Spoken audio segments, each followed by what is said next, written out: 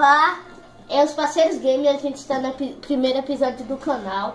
E a gente vai gravar um jogo normalzinho, que no caso é Dragon Ball Evolution.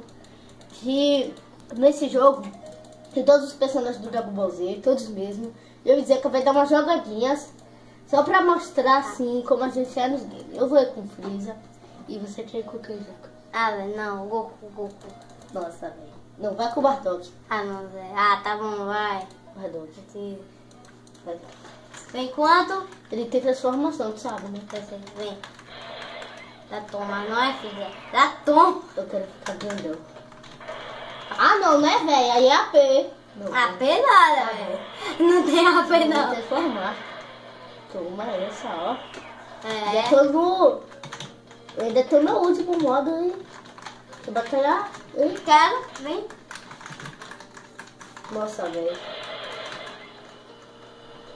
Usei teu poder especial. Toma!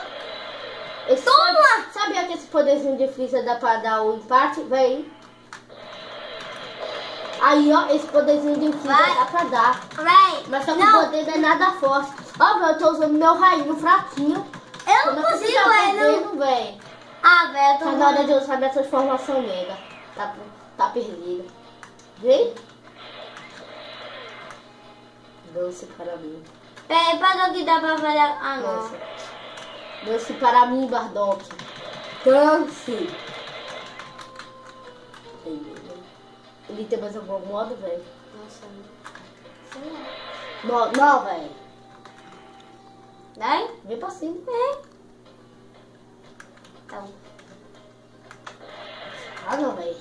Vou fazer bullying. Ai. Sai, que quiser. Vou fazer bullying. São bullying. Nossa, velho. Toma. Vai. É aquele poderzinho que tu falou, né? É. Ah, ganhei. Ah, não sabia disso não, velho. Calma aí, velho. Caramba. Agora eu vou dar meu poder especial. O meu poder Eu dou aqui, velho. Meu Deus, velho. Eu vou acabar com Toma. Eu vou acabar com essa batalha, Zeca. Sabe como? Deixa eu te mostrar. Vai? Esse poder destrói o mundo. Usa teu poder especial.